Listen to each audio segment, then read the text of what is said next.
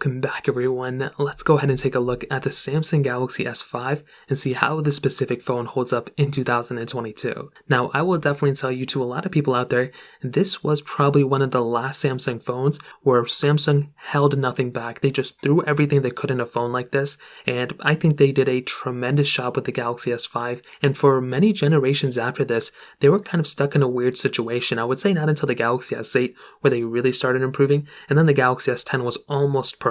I think that was probably one of the best phones that came out in the last 3 years. But the Galaxy S5 to a lot of people was that last signified way of Samsung giving us everything, not holding anything back, because when they released the Galaxy S6, so many people were disappointed. And I will go through that in this whole entire video, but I will leave links in the description to some phones I would recommend this year, so you can pick them up from there and you can help support the channel at the same time. Now, starting off with the front and the body of the Samsung Galaxy S5, it definitely is a little bit of a dated design for sure compared to phones now in 2022. This phone on the front had a 5.1-inch Super AMOLED display, and it's a 1080p panel, so it's definitely not like the 1440p 120Hz panels that we have nowadays. It's a full HD 60Hz, and I will definitely tell you the panel isn't bad, but it just gave me a little bit of a different experience. I feel like with at least the Galaxy S5s that I've owned a few of them, there kind of seemed to be like this plastic film over it. Although it was glass, it just didn't really scream to me that it was a super premium display. I feel like the Galaxy S4 almost had a better looking display than this thing, and then once the Galaxy S6 came out, we were spoiled with that display, but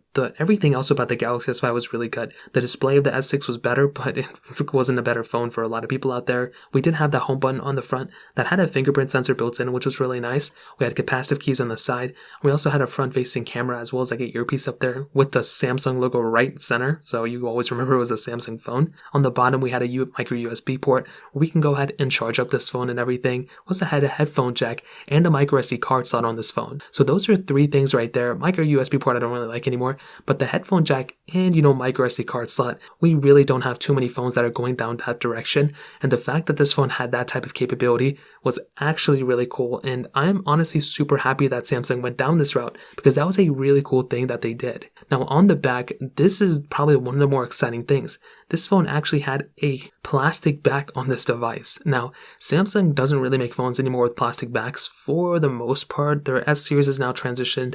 I think their S21 FE has a plastic back and some other phones, but for the most part, this was a time where we actually preferred plastic backs because they gave us a little bit more functionality. It was a removable back, so we can go ahead and remove that back from this phone, and we can go ahead and exchange that battery out for another battery if we wanted to. So we could pull that battery out from the back of that phone, and we can go ahead and replace it with a bigger battery, another battery, and without having to take apart the whole entire phone and use screwdrivers and all that stuff, we could just take out this battery and go on from there. So this was something that I wish a lot more manufacturers would do.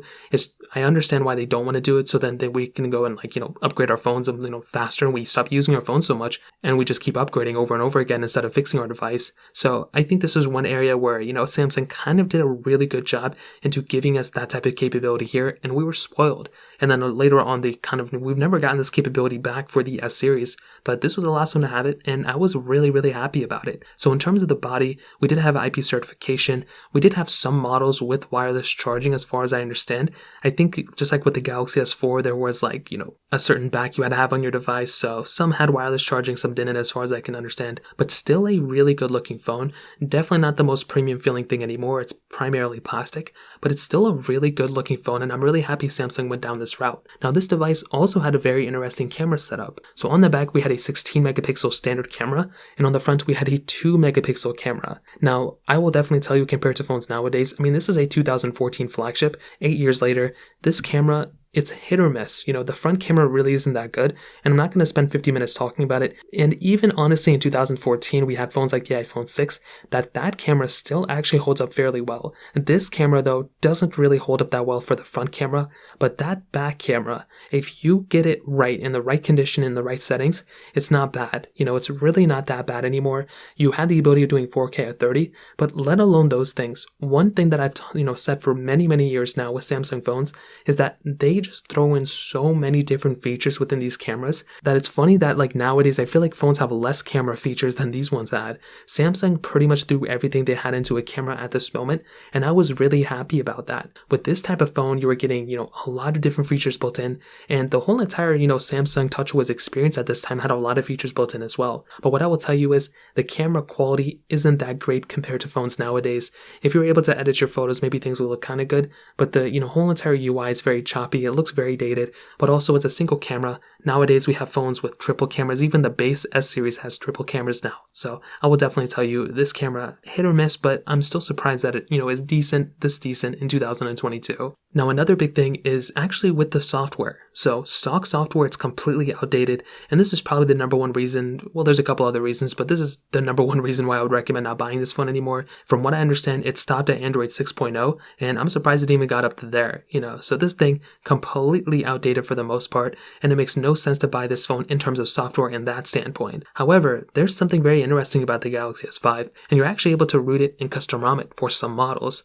I was actually able to go ahead and custom ROM my Samsung Galaxy S5 that I owned, and it was like a very random model. I don't even think it was like the AT&T or Verizon. I think it was like some Canadian, manufacturer developer, and that was actually very crazy that I was able to go ahead and custom ROM this phone, because depending on the market, if your phone, provider didn't sell a lot of models, there may not be a lot of development for that specific model. In this case, I was actually able to go ahead and custom ROM it, stock Android 10, I think at the time, and it was actually a pretty good ROM. It was stock software, and it was a much better experience than, what I was getting on, TouchWiz at the time. So that's another pretty big thing about the S5, but even on that ROM, you still have to wait for the developers to go ahead and support that ROM and push out updates, and that's probably another reason why I would not recommend buying this phone, just because there's not that big of a development community. I was surprised I was able to get Android 10 like 2 years ago. Nowadays, maybe you can get Android 11 or 12, but I still wouldn't recommend it, to be honest. So that covers it up there.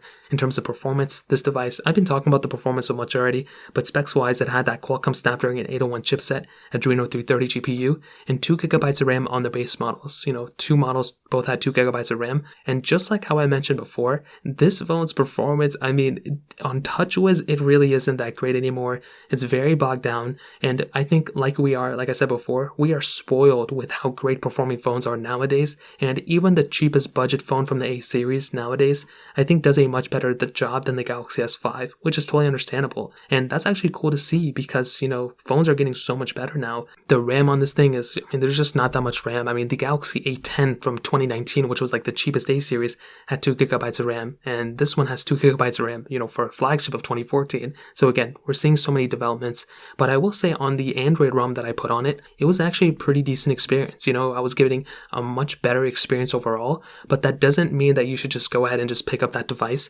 I wouldn't even want to go ahead and, recommend people custom ROMing it, because again, depending on the model, it can be a little bit of a, experience and all that. So what I will definitely tell you is the performance wise, I'm glad that this thing is what it is, but I probably wouldn't recommend buying it in my opinion. And that kind of sums up this whole entire video. Although the Galaxy S5, I think, is still a really interesting phone, and I think it was a pretty important phone from Samsung. If you're trying to buy this phone and, use it as a main device and all that, it really makes a little to no sense to actually do that. I don't think the Galaxy S5 is worth it anymore in terms of using it as a main device, and I don't think that's a bold statement. I think everyone would kind of agree, but I do think something like the Galaxy S5, if you're wanting to have a side phone and just custom ROM it here and there, I think that's actually pretty interesting. But beyond that, I wouldn't recommend buying this phone, and that is pretty much where I would kind of leave this specific device at, in my opinion. So in terms of that kind of covers it up. If you have any other thoughts or questions, let me know in the comment section below. Hit the like button, that would mean so much, but definitely hit that subscribe button. More importantly than everything else, I love every single one of you guys. Hopefully I'll catch you guys in the next video. Peace out till then.